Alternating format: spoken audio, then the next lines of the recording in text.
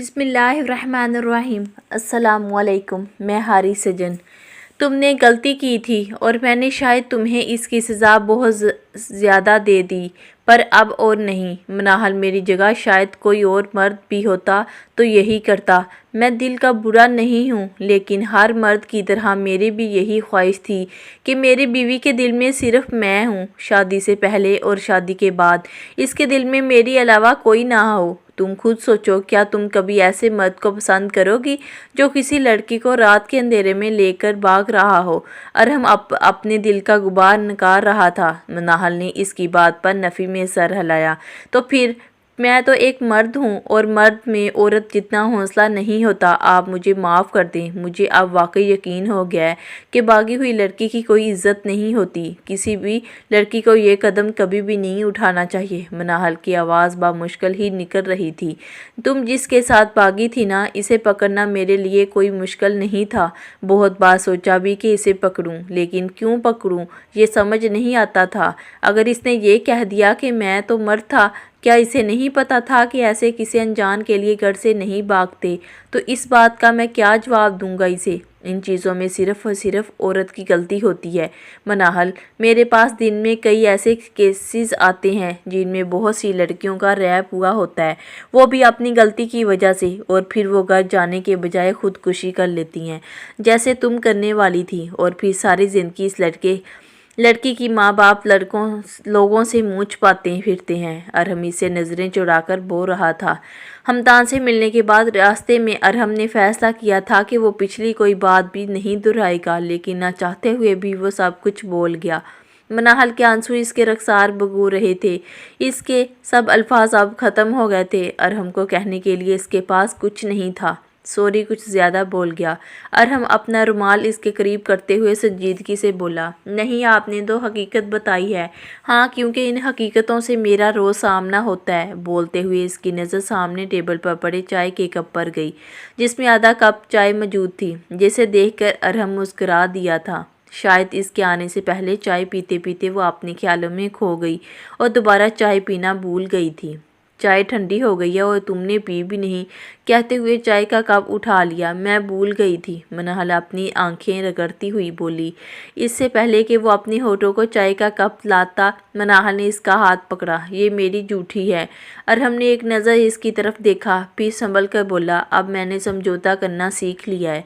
कहते हुए अरहम ने दोबारा कप होंठों से लगाया और इसके अल्फाज पर मनाहल ने तड़प कर इसकी तरफ देखा था। वेलकम बैक सर, आपको दोबारा पुलिस स्टेशन में देखकर बहुत अच्छा लग रहा है। आज एक माह बाद अरहम वापस अपनी ड्यूटी पर आया था और आज फर्स्ट डे अरहम को ड्यूटी पर देखकर बहुत खुश थे। आज मीटिंग रूम में सब अरहम के गीत मौजूद इसके आने पर खुशी का इजहार कर रहे थे। थैंक्स, मैं भी आज बहुत खुश हूँ। घर रहते रहते मैं भी थक गया था। अगर मैं कुछ दिन और अपनी ड्यूटी पर वापस न आता तो शायद फिर से बीमार हो जाता। सर, आप पर हमला जिसने करवाया था वो अजमल खान के बंदे नहीं थे, रोहेल ने आगाह किया। तो फिर किसने करवाया? अरहम को हैरानगी हुई थी, क्योंकि इसे तो इस वक्त यही लगा था वो बंदे इसके भेजे हुए हैं। सर, वो होटल के मालकान ने करवाया था। होटल का मालकान? मैं समझा नहीं सर। 2-3 दिन माह पहले हमने जिस होटल में रेड डाली थी, इनके मालकान ने ही आप पर हमला करवाया है। ओ, तो वो बदला लेना चाहते थे। जिसे अल्लाह रखे इसे कौन रखे। बिल्कुल सर, इन लोगों को खुदा का खौफ भी नहीं है। किस कदर बेहयाई फैल गई है हमारे मुल्क में। एक तो गलत काम करते हैं और अगर इनके खिलाफ कार्रवाई की जाए तो ये उल्टा इस इंसान की जान लेने के पीछे पड़ जाते हैं। अब की बात शहबाज ने कहा।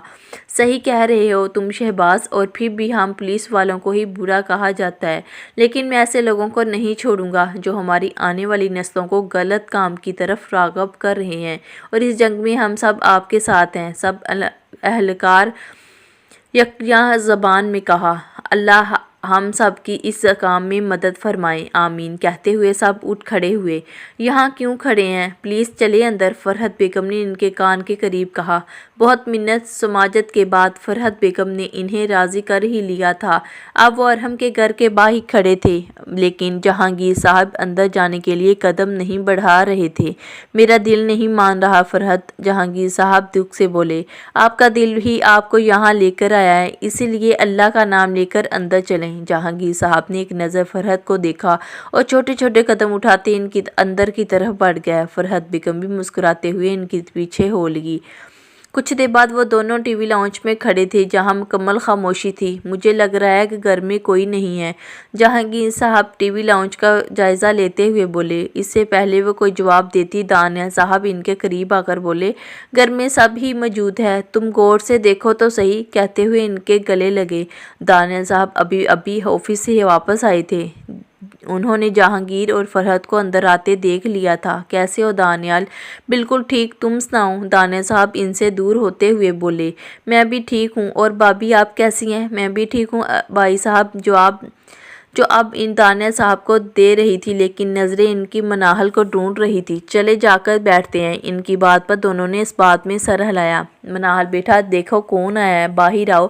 دانیال نے مناہل کو آواز دی۔ مناہل کو بلانے پر جہانگیر صاحب کی رگیں تن گئی۔ ان کا بس نہیں چل رہا تھا کہ وہاں سے اٹھ کر چلے جائیں۔ میری ویڈیو پسند آتی ہے تو لائک کریں، چینل کو سبسکرائب کریں، بیل آئیکن کو پریس کریں تاکہ میری آنے والی ویڈیو کا نوٹیفیکیشن آپ کو جلدی سے مل سکے۔ اگلی ویڈیو تک کے لیے اوکے، اللہ حافظ۔